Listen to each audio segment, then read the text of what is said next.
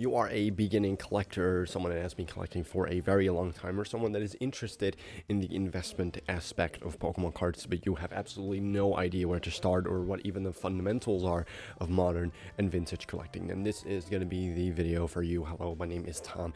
You're watching Sealed Shut, and this is a full beginner's guide to modern collecting versus obviously vintage collecting, and then also we're going to dive deep a little bit more into modern collecting because that's what I do, and pretty much everything around it. So I was editing this video obviously, and I noticed that I constantly keep mixing up collecting with investing, like the word collecting.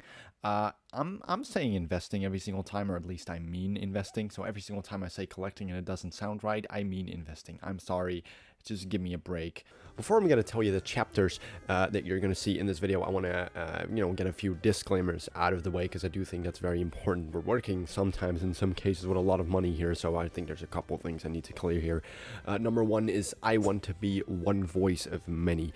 If you're actually going to take away some things from me and you think that only my advice is good enough, it's not. There are a lot of other people who have other opinions, who have a lot more experiences, made a lot more money. Like, I made money in this hobby, not thousands of dollars yet, but enough to say that I at least know a little bit what I'm talking about. I am confident in that. Yeah, the end decision is made by you. So the second one is pretty much that any decisions that you make that turn out to not be a good idea is simply not on me. As I already said earlier, this video is mainly going to be into modern collecting, because that's what I do. I can tell you a lot about modern collecting. I can tell you the fundamentals of vintage collecting. In terms of seal collecting, because we're not going to get much into cards in this video, modern collecting is definitely the thing that I like, but I can still explain you the fundamentals of vintage collecting, because it's still somewhat similar to modern collecting. Some things still go the same. The last one is probably the hardest one for a lot of people to swallow, but it pretty much comes down to the fact that if you do not like Pokemon, you don't understand what it is, or you have no idea, there are a lot better methods to make a lot more money. And this is also for people who do like Pokemon cards but are really into it for the money this time. Investing into real estate, crypto, or whatever, it's going to be a lot more risky, but it's going to make you a lot more money. Like, Pokemon card investing is safe. That's why I recommend it to a lot of people. It's somewhat easy to understand, but you do need to realize that it's in some cases a very, very long process that you're not going to enjoy if you don't enjoy Pokemon cards themselves. So the chapters, what I'm going to talk about in this video today is we're first going to go into what modern collecting is and what vintage collecting is, and then we're going to go into the pros and cons of both of those things. We're going to pair them together, what people are going to collect modern and what people are going to collect vintage. Then when we had that, obviously we're going to take vintage investing on the side a little bit, and we're going to focus more on modern collecting. What makes a good set, what makes a good product, and just like in this video that I made, that I more told you about what I was looking for, what do I look for in these products? To explain modern collecting and vintage collecting, I am going to use a metaphor. Let's say we make this video 10 years before this. We're going to go to 2013, and we're going to take a set from 2013. If I remember correctly, Legendary Treasures was one of the sets that was released in 2013. It was like the last year of Black and White, and if I remember, that's the last set of Black and White. Let's say, around that time, I would say, okay, Legendary Treasures is going to be a good set because it's going to make you a lot of money in the future. Why I would say something like that is mainly just because you want a set to be out of print. You want a set not to be in stores anymore. You can not just walk in a store and get it, because many people who collect as a kid right now will probably enjoy Pokemon cards when they're older as well. And even some of them are going to go as far as to pay a very high price to still get that nostalgia hit from obviously when they were a kid, teenager, whatever. That is not different 10 years ago than it is right now. It's just the same. That's kind of what you're aiming for. Let's say I did that, a pack around that time was probably going to be $2 to $4 or €2 to €4. Obviously, I'm European, so I'm going to say euro a lot as well, but it pretty much comes down to the same thing. They're going for $100 to $150, depending on where you're getting them, or at least €100 to €150. It might be a little bit more in dollars or less. Legendary Treasure still has some space to actually grow, because it's still so much around that it's still $100. $100 is not that much for a booster. You can still get a lot more money for it, but Black and White, it's only 10 years old, so it isn't that old. That would be modern collecting. And why it would be modern collecting is, I say that we're going back there. Like the same thing I would do right now. I would recommend you, for example, Brilliant Stars or Lost Origin, because it has this and this and that, and this is going to be a good set to collect.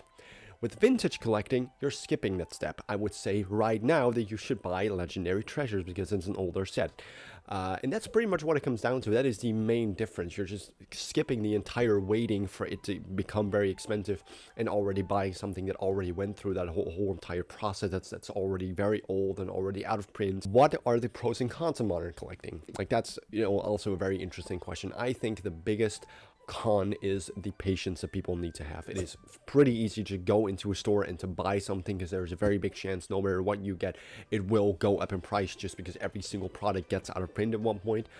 But most people just put it in their closet and forget about it. That's not fun. Again, that's why I'm saying that you need to have fun with Pokemon cards. You need to also have the money for it, even though you can definitely invest on a budget. And you can, instead of big collection boxes or booster boxes, you can also buy 3-pack blisters that are like 15 to 20 euros in most places. So, you know, that's also possible, but it's the most fun if you continuously can go on with it, but that obviously takes some money. I think a con also is just because there's so many sets right now. Like with vintage collecting, it's not very difficult to see which sets are gonna be hype and which sets are, you know, gonna go up in the future. But with modern sets, you can still definitely like swallow a little bit and, you know, pick the wrong set. But on the other hand, I also think it's very obvious why Rebel Clash is a bad investment and Evolving Skies isn't. Like, it isn't really that tough to see, but again, we're going to go into that in the future. So the cons of vintage collecting are very obvious. The biggest con is that it's just very high risk. What you're trying to achieve with vintage collecting is buying a legendary treasures pack for, let's say, 100 euros in the best case, and wanting it to go to 300 euros. That can happen tomorrow. Like, that's the fun of vintage collecting.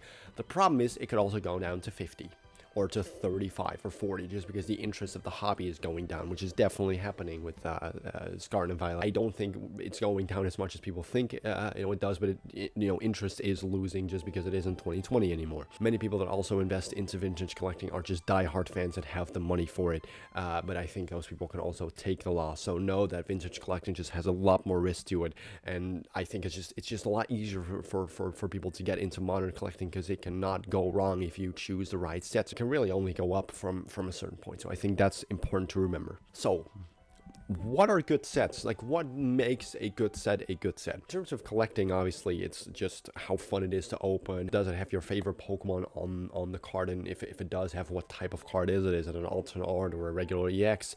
For Scarlet and Violet, obviously. With investing, I don't think it's much different. Like, it's just trying to search for the most popular Pokemon that has the most interesting card. But what makes a modern set is going to be different for everybody. It's really hard to really pinpoint down. With Sword and Shield sets, let's take Sword and Shield, that's definitely going to be your best bet. Scarlet and Violet hasn't proven itself yet, but Sword and Shield has, obviously, with a set like Evolving Skies and, like, you know, Brilliant Stars also going up.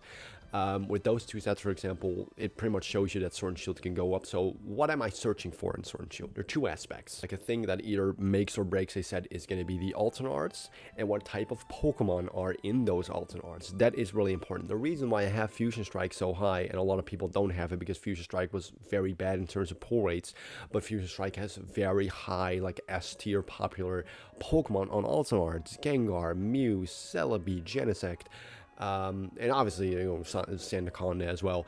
But, you know, those type of cards, that's the stuff that I'm searching for. I rate Fusion Strike higher than Chilling Reign because, yeah, Chilling Reign has a lot more alternate arts, but the most popular Pokemon is Blaziken.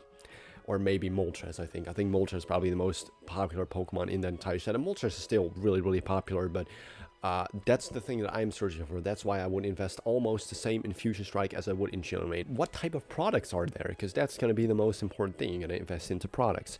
There are two types of products, and I explained this in my last video as well, in that same investing video. You have set-specific items and non-set-specific items. The set-specific items are the 3-pack blisters, the Elite Trainer boxes, the booster boxes, pretty much products that only have one set inside of it or that are centered around only one set.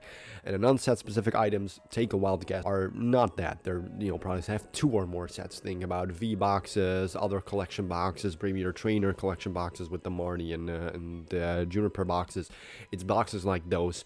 And there's value in both of those boxes, but I think for most people, collection boxes are going to be the easier target, mainly because there's still more risk with set-specific items. You're putting all your money in one set. If that one set fails, all your money fails. That's pretty much just how it is. I have a hard time to actually keep my sealed stuff sealed. What should I do? I think this is a very, very important question, and my answer is It literally just depends on what you want.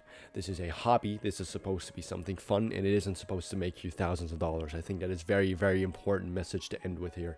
That is just really, really important to remember. I personally think that sealed stuff, like I could tell you the entire history of the Arceus V figure collection from front to back because I love that item. I have a personal connection with that item, just like you can have with cards. I think that is very, very, very important to remember. A sealed product, in my eyes, can have as much historical significance as a card can have. Some people do not believe that, and if you don't believe that, just open your Pokemon products. Like, that's very important. I have them in boxes organized. I don't see many products, and I think that does help. Because yeah, sometimes I also had the urge to open something, and I did open something all the way at the beginning, just because I couldn't hold myself in. But now that I'm making videos on specific items that I, have very big appreciation for, that has, a lot of, historical significance that I can talk about, I think that is just very, very important to remember. If you don't believe that, just open it and don't be ashamed to open it. Like, that is something that's really, really important. If this is not for you, you're going to discover it very, very quickly, but sometimes just keeping it sealed for a very long time will create a sort of love or, interest for a certain item that makes you be like, okay, it's actually really nice to keep it sealed. I want to thank you guys for watching. Hope you enjoyed this video.